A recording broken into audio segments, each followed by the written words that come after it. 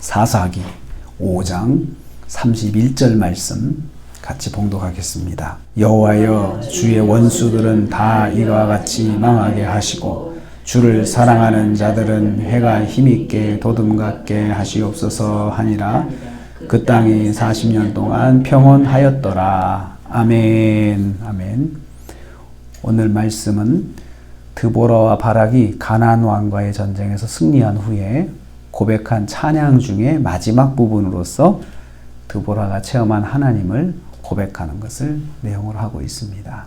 전쟁을 통해서 경험한 하나님은 어떤 분인가, 이것을 큰 전쟁을 치르면서 경험을 했는데, 이것을 최종적으로 결론적으로 이제 요약을 해서 고백하고 있습니다. 하나님 누구시냐 하면요, 첫째로 주의 원수를 망하게 하시는 분이시다. 원수를 망하게 하시는 분이시다. 원수라고 했어요. 원수는 하나님을 대적하는 자를 원수라고 하죠. 그런데 주의 원수, 하나님을 대적하는 사람은, 하나님을 공격하는 사람, 이 사람이 바로 원수입니다. 그런데 그 주의 원수다라고 하면은 가나안 왕 야빈과 그의 군대들, 그 사람들을 말하는 것입니다. 이 사람들은 하나님을 공격한 것이 아니고 사실은 이스라엘을 공격했죠. 이스라엘 백성을 공격했죠. 그런데 이스라엘 백성을 공격한 것을 하나님을 공격한 것으로 보는 거예요. 동일시하는 거예요. 그러니까 하나님께서는 성도가 세상에서 사람들로부터 공격을 받으시면 그 성도를 공격하는 사람을 하나님께서 원수로 보신다는 거예요. 그러니까 성도를 공격하는 사람은 곧 하나님을 공격하는 것과 동일시 되는 거예요. 왜냐하면 하나님의 자녀니까요. 내 자식이 공격받으면 내가 공격받은 거 똑같잖아요.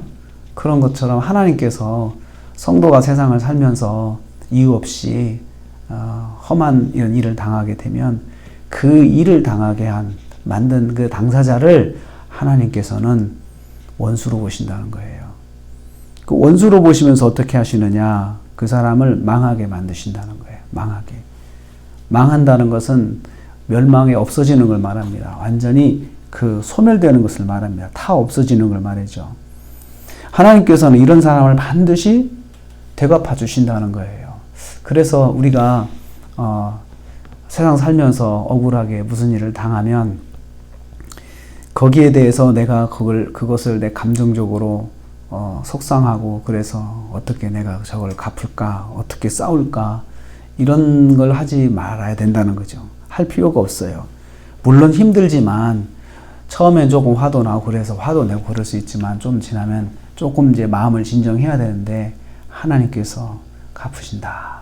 이 마음으로 위로를 받아야 돼요. 하나님께서 반드시 갚으신다. 근데 그냥 갚으실 수도 있다 이렇게 한 게 아니고, 그렇게 생각하는 게 아니고 반드시 갚으신다. 어떻게 갚으세요? 망하게 하신다는 거예요. 망하게. 성도를 고통스럽게 하는 자는 반드시 망합니다. 이것을 드보라가 깨달았어요. 전쟁을 통해서. 우리를 고통스럽게 하면 하나님께서 반드시 망하게 하시는구나. 이걸 깨달았습니다. 두 번째로, 주를 사랑하는 자는 흥하게 하신다. 하나님께서는 주를 사랑하는 자를 흥하게 하신다. 거기 보면요, 주를 사랑하는 자들은 해가 힘있게 도둠같게 하시옵소서. 주를 사랑한다는 말은 히브리어가 아헤브라는 말을 쓰는데요. 애착을 가지고 계속해서 생각하고 좋아하는 것을 말합니다. 그러니까 애착을 가진다는 게 뭡니까? 떨어지지 않는 거죠. 하나님을 떨어지지 않고 계속해서 하나님을 사랑하는 사람이죠. 하나님을 바라보고 하나님을 의지하고 하나님 붙잡는 거죠. 드보라가 가나안과의 전쟁에서 사실 그랬습니다. 하나님을 전적으로 의지했습니다. 상대가 워낙에 강하니까, 또 하나님께서 역사하실 줄로 믿고 그것을 아주 전적으로 의지해서, 하나님 이리 가라면 이리 그쪽으로 가고, 저리 가라면 저리 가고, 하나님께서 말씀하신 대로 다 순종했습니다. 전적으로 순종하는 거예요. 애착을 가지는 것은 그것입니다. 하나님께 애착을 갖는다는 것은 하나님께서 말씀하시는 것을 하나도 떨어뜨리지 않고 그 말씀을 듣고 말씀대로 순종하는 것을 말하죠. 이렇게 사랑하는 사람은 아침 해가 힘있게 도둠같게 하신다. 해가 솟아날 때 1분 1초라도 조금만 늦게 와라. 조금만 천천히 떠라. 그렇게 하면서 멈출 수 있게 할 수 있습니까? 사람이? 절대로 못 멈추죠. 그냥 솟아나는 해를 멈추지 못하게 하죠. 사람이 누구도 방해할 수가 없어요. 그런 것처럼 솟아나는 것, 일어나는 것, 이것을 절대로 누구도 방해하지 못하게 하나님께서 막아주시고 반드시 일어나서 해가 솟아서 빛이 세상에 비춰지잖아요. 그런 것처럼 이거 흔한 것을 말합니다. 여기서는. 그래서 일어나 성공하는 것이죠. 그래서 온 세상에 빛이 되는 거죠.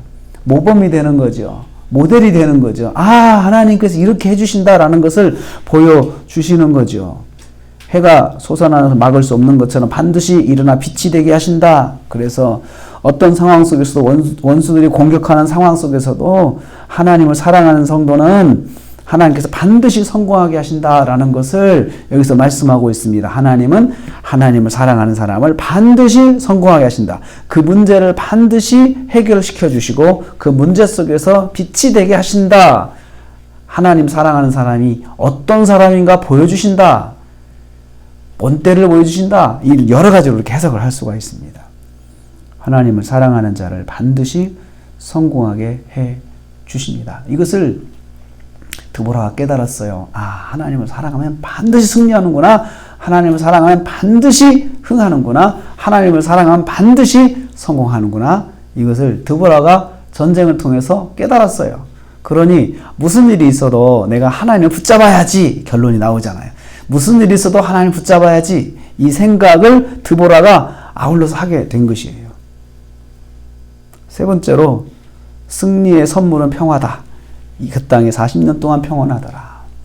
하나님께서 하나님을 사랑하는 자에게 승리하게 하시고 성공하게 하시고 일어나게 하셨을 때에 더불어서 평안까지도 선물로 주신다는 것이에요.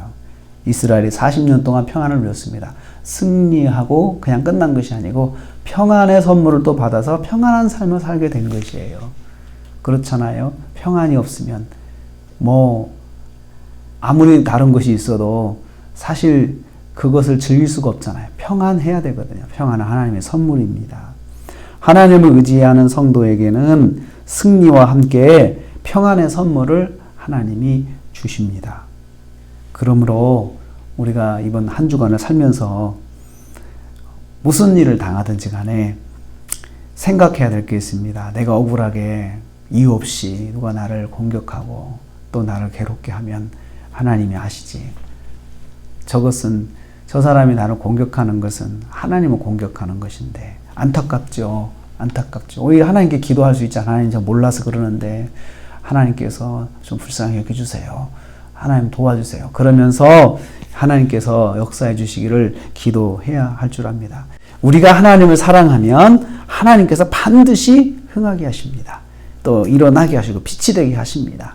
이 말씀을 기억하시고 한 주간 동안 하나님을 사랑하는 그런 한 주간으로 우리 권사님들 승리하시고 또 한 주간도 건강하게 한 주간을 또 지내시면서 기도에 승리하시는 우리 권사님 되시기를 주님의 이름으로 축복합니다.